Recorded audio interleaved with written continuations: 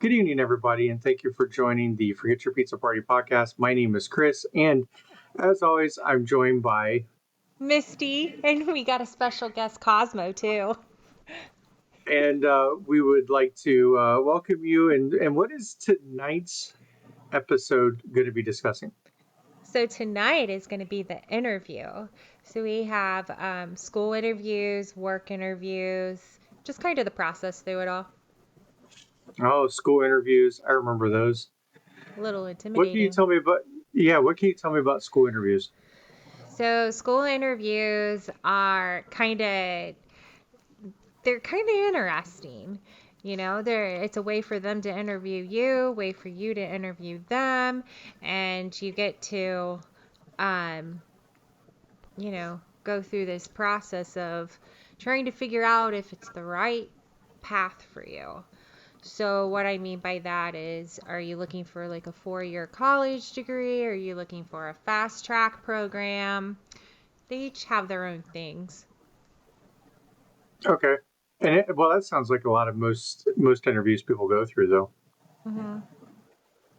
Where the managers or the HR department's trying to figure out where to place you or where you're going to fit in the company, unless you have a very specific set of skills.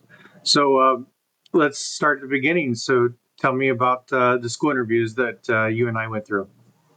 So, and a lot of them, we decided fast track because we really didn't have time to mess around. We were older going to nursing school. We left other careers.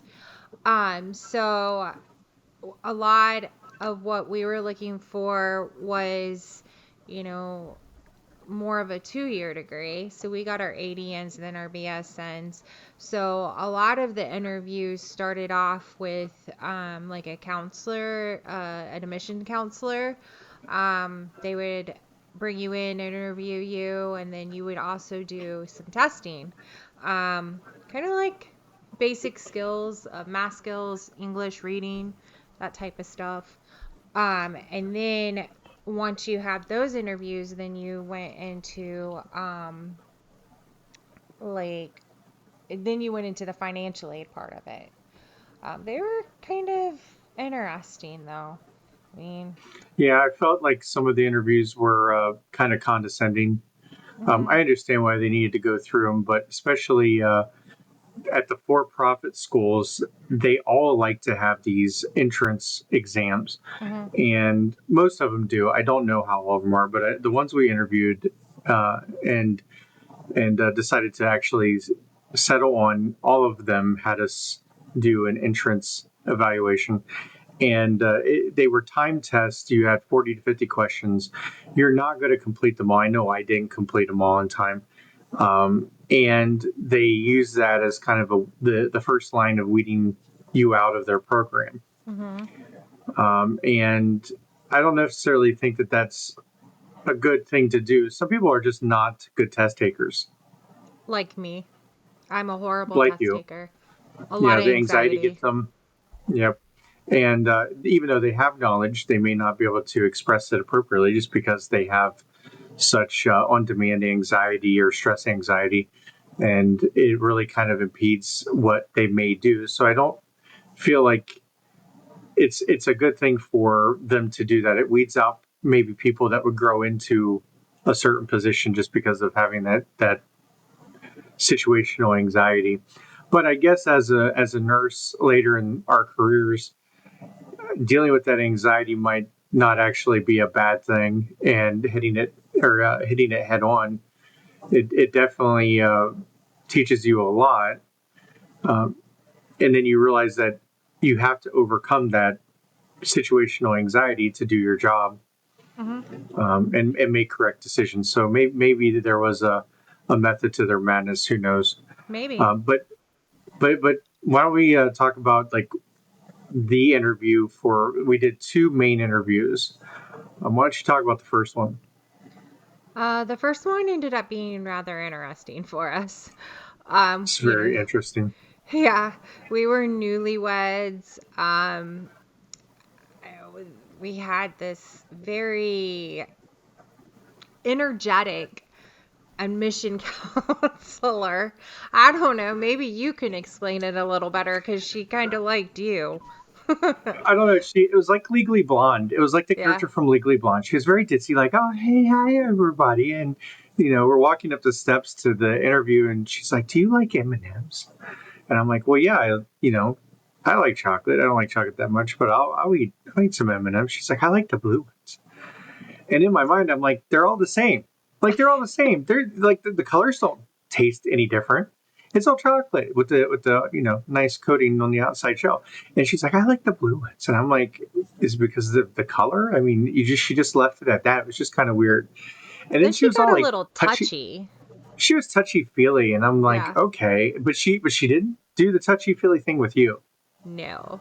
No. And I was much more handsome, thinner, have more hair, and we get into the interview room, and small talk here and there, and she's talking about our test results, and then out of the blue, she's like, "Are you guys swingers?" And I'm like, "What do you mean by swingers?" I'm like, "Are you talking about like, do we Dancing. like to dance?" Just trying to like give her an out because I'm like, I can't believe somebody asked that question. It's inappropriate. I'm pretty sure it's illegal anyway. It got Um, very and uh, awkward. and Very it awkward. just it kind of just set the tone for the whole situation at that whole school. So really nice lady. I didn't want to do anything to her. I know you were kind of looking at her like, get away from my husband. Well, I was kind of like, She what? was, Did I just seriously hear her say that? Like, what the hell? yeah. I'm a red-blooded male. She was fairly attractive for an older lady. I'm not gonna lie, but it's like no, no. We're here to potentially start our career and get our education underway, and we're not about that anyway. But just so inappropriate, and it kind of left a bad taste in our mouth for the rest of the program. And then we finally settled on a school that was nearby. And would you like to talk about that one? Yeah, that process was more concrete. They kind of knew what they were doing. It was kind of the same thing. You met with an admission counselor. You had to do some testing to see if you qualified. Then you went through financial aid counseling, and then we made the decision that that particular program was the best fit for us. So Right. And one thing I will tell you, people out there listening, is don't believe the financial counselors at all. They're like, no, you will make plenty of money and you'll be able to pay back whatever you take out. Okay, well, private schools or for-profit schools, you might pay 30 to 40,000 to get your degree. All the while, you're not going to be able to work that much, mm-mm. and it's accumulating interest, and you will not make that money back like you think. I don't care what they say. You will burn out. So be very careful. Take only what you need to pay for the classes and maybe your books, and put the other portion of your financial aid and send it back. Send it back. I know it's so tempting. You want to take a vacation or a trip or go buy some new clothes. Don't do it. Just send it back and act like the money was never there in the first place. You'll feel better about it in the long run once you get out in the working world. Believe me. What you have to remember with financial aid is that they're selling you a product in the long run. They They are all are trying selling to you a get you to product. sell it. Yeah, they're selling it and trying to Yeah, get you to sign up for it because they benefit from it. So just keep that they in do. mind when you're trying to make your decision if you have to take financial aid, which a lot of people do. And that's okay. So just keep it in mind though. They are selling it to you. So Yep. So we got into that school. mhm. We progressed through it. We stayed there, and we both graduated with our ADNs. Now we pass our boards. Now we're on to finding a job. What was that like? That was for me, that was very, very um, intense. It was nerve-wracking, very intimidating because the process was so drawn out. Like I started with the application, they ask you a whole bunch of random questions where I first applied.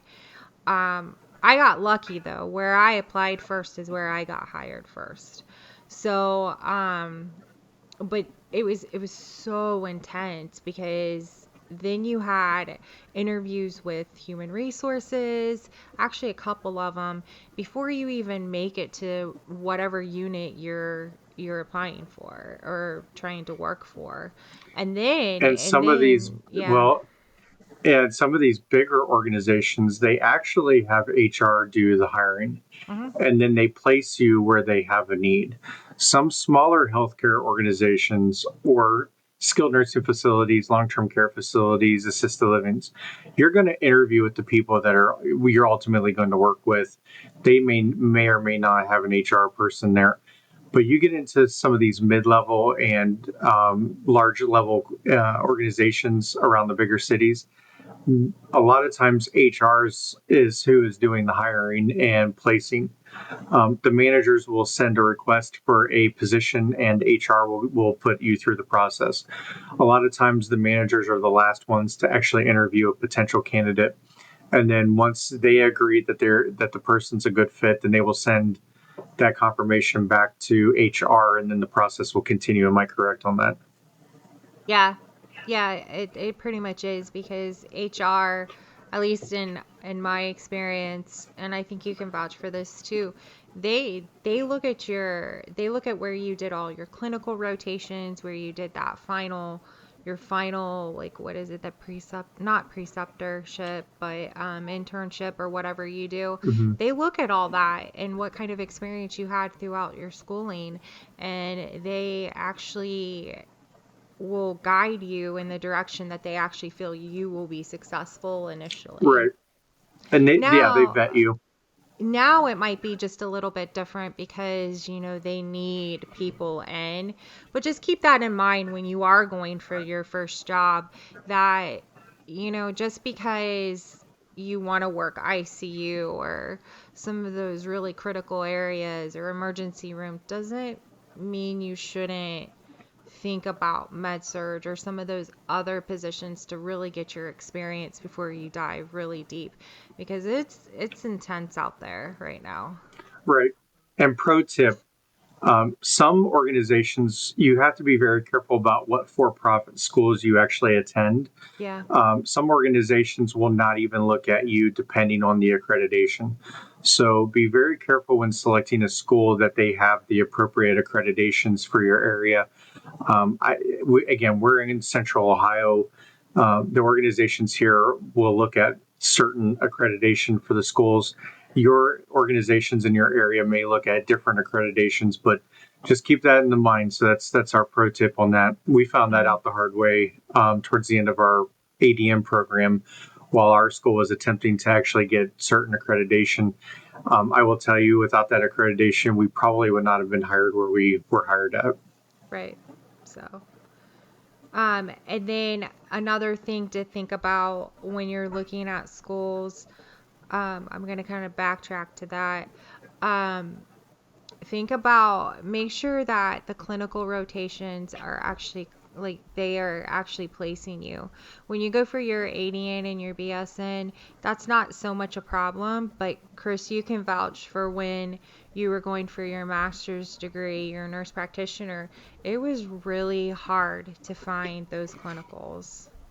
So what I struggled with was, again, for-profit school, a very well-known national organization is. Of course we can't give names, but if I said it, people would know who it is. But your universities, your state-run universities, will have usually contract agreements like they do for med school. Hmm. If you go to med school at a certain spot, they will have placement agreements or residency agreements or med student placement for rotations. They'll have contracts in place. Like Case Western Reserve has contracts with a couple healthcare organizations up in Cleveland. Ohio State does down here. A lot of them do. Your for-profit schools, when you get to the master's program level, they're national chains. They don't have contract agreements with placement. So if you're going for your FMP, you have to find your own preceptors. They most of the time the preceptors are not paid. They are doing it out of the kindness of their heart and furthering medicine. You have to find between 1 and 5 different preceptorships, especially for the FNP program. If you lose a preceptor, it will hold up your whole entire progression through the degree, which is what happened to me and ended up delaying me a year. And you have to understand, these preceptors are hit up by every single for-profit school. Some of them are getting 10, 15, 20 requests because they are known as taking students. And your counselors at these for-profit schools will keep a list of which ones do that, and they will give each one of your classmates in your area the list, and now you're competing against people in your own class, let alone all the other competing organizations that might be servicing that area. And and keep this in mind. If you're working for one of those larger healthcare um, organizations or whatever, they if you're going to use their their employees as a preceptor, you want to make sure when you enroll and start your courses that you are lining those people, your clinicals up, because some of them were going to, they were like a year and a half out Mhm. before you were even hearing back from the organization we worked for Yeah. to get in. So And this was it's tough. Well, and this was 6 to 7 years ago. We don't have any idea what the process is now. Yeah. And there is no favorability if you work for the organization you are going to try to attempt to get a preceptorship through. If you are at a healthcare organization that takes medical students, you are not a priority as a nurse practitioner. You are down the list. They have a contract. They are going to fulfill that contract obligation with those medical schools before they get to you. Mhm. And even then, the amount of physicians that are willing to take preceptors or to take over preceptorships with med students in tow is very limited anyway. So you are almost certainly going to have to look independently away from the organization where you are working. Mm. Yeah, I would agree with So that. but our onboarding process, the interviews were very, very intense, and we don't wish anybody that has to go through that. We don't envy you at all. We know what you're going to go through and what to expect. It is very, very stressful. The tips that I can give you is just be very open and honest. Keep your answers very clear, concise, and to the point. Understand your organization's mission, vision, and values. You can use that in the interview process and fall back on that. And I will tell you, managers love hearing that. They do. Mhm. It will actually lighten the mood. It'll show that you have intense interest in the organization that you're interviewing for. It will also show initiative that you took time to actually look at their mission, vision, and value before even walking through that door. Another tip is, do not go in a hoodie. Go in professionally. Our generation, the generations after us, I know we're a little bit more comfortable. We don't wear suits and ties like the generations that are older than us. But seriously, you're going in, you're a healthcare professional now. You're not a nursing student. You're going in, you're representing, you are a nurse. You're representing registered nurses, a long line of people that came before you. Go in and be professional. Spend the extra money, get a good outfit, look people in the eye. Don't say like, don't say go in, clear, concise answers, and just rock it out, relax. So some some of the questions like, okay, so don't do what I just did, some, there's a very common um theme with the questions that you're going to hear from some of these employers in your interviews. And so just to touch on some of those is know how you've advocated for somebody. I don't know, Chris, if you've had a lot of that, but in a lot of the interviews I have, they want to hear about how you can advocate because you're going to be advocating for your patients nonstop. And then Yep. another very common question is how do you manage conflict? That's a huge one. There's a lot of drama in the healthcare field. Chris can really attest to that working with a bunch of women. But just know your chain of command, and don't ever overstep your managers when there's a conflict. You wanna start with who the person or individuals Chain of command. are. Yep. And then work your way up. That's a very, very common question, and they love to hear chain of command. Yeah, they do. It's like a hot button topic. Every single interview I've had in healthcare, how do you deal with conflict, is probably the most consistent question I've been asked. And you can't say, I'm going to take them out in the parking lot and throw down. We're gonna go at it. You can't do that. Don't answer their questions like you text. You're right. Um, don't like just realize your audience is not about that. So just keep it professional. Say, I go to talk to the person. If I can't resolve that conflict, then I go to my assistant manager. If the assistant manager doesn't provide resolution, I go to the manager, and you work out. A good answer is you try to address it with the person you're having the conflict with, and if you can't, you proceed to go up the chain of command. So it's that simple. Okay, and know your and another one Sorry. they like Sorry. hearing. The Another dogs. one they like Stop. another one they like hearing is to depending, you can say something like, well, after you hire me, I would love the opportunity to look at the employee handbook and follow what is corporate policy for conflict resolution. That's another really good answer as well. I apologize. The dogs are going crazy right now out here. Kind of like a bunch of women in the units cackling Oh, at each other. I'll tell you what, as a male, you know your place. You just don't get involved. You laugh with them. You don't ever laugh at them, and you do not participate in any discussion. You No. just sit there and listen and sip your coffee or your Monster Energy drink or whatever, but you don't participate. And for all you men out there, do not date where you work, please. That's a whole Oh, nother interview process with never HR. play where you work. Don't do it. Yeah, We've that's a seen a that's lot a of whole drama go down. yeah. You want to talk about one of the worst interviews of your life? I have seen it firsthand with another person I used to work with, and HR is all over that. And Hmm. it's okay if doctors date nurses, but it's not okay if nurses date other nurses. Believe me, there is a double standard in healthcare. Hmm. So, Absolutely. and then we'll finish it up. Later in your life, as you get established in your career and you decide to make a change, like we did you find that the interview process became easier? I thought it went much smoother. The anxiety wasn't as high. Kind of knew what to expect, and I had a lot of experience that I could bring to the table, and I was confident in my own skin, basically, that I knew I could answer anything that they threw Right, at that's me. fair. I think my So, interviews, even though I made an actual career change, my interviews became easier, even at the level where I'm at. The interview process, the questions were relatively the same.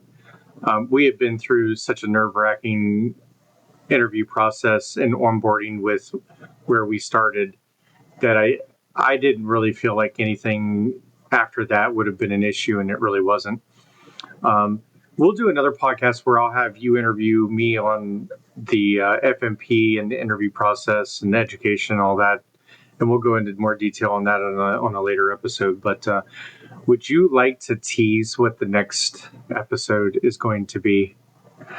I am so so the next one's pumped, going to be so fun. pumped Yes. because it's time. So Because it's the time. It is time for what?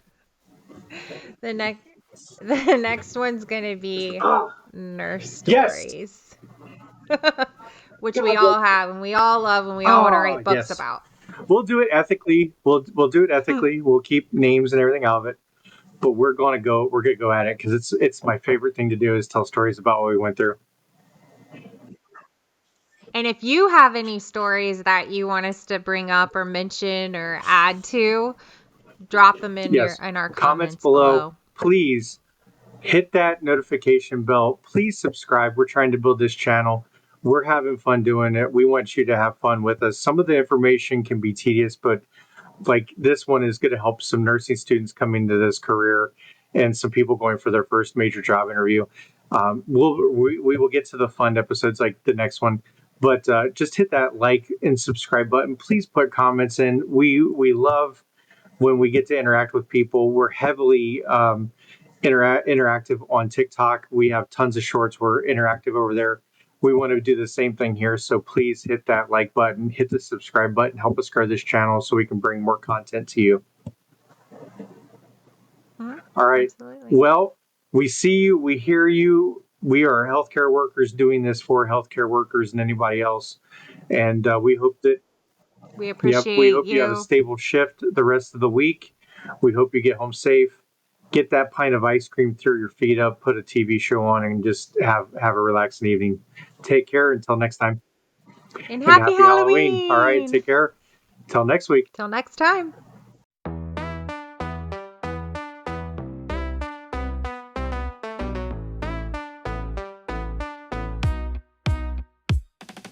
Healthcare heroes on the grind, underappreciated. Weekend comes, but the pizza's not celebrated. Managers order, they just can't seem to get it right. We gather round, but we're ready for a bite tonight. No toppings, no love, cold slices on our plate. Pizza party, let the podcast begin. Healthcare warriors, let the laughter spin. Through terrible toppings and grease that we dread, we'll keep this conversation alive instead. Chit chat, laughter, it's our weekly unwind. But this cardboard crust feels like a sinister sign. Heartfelt stories wrapped in cheesy regret. As workers unite over this pizza we fret. A slice of happiness, more like a slice of pain. Pizza party, let the podcast begin.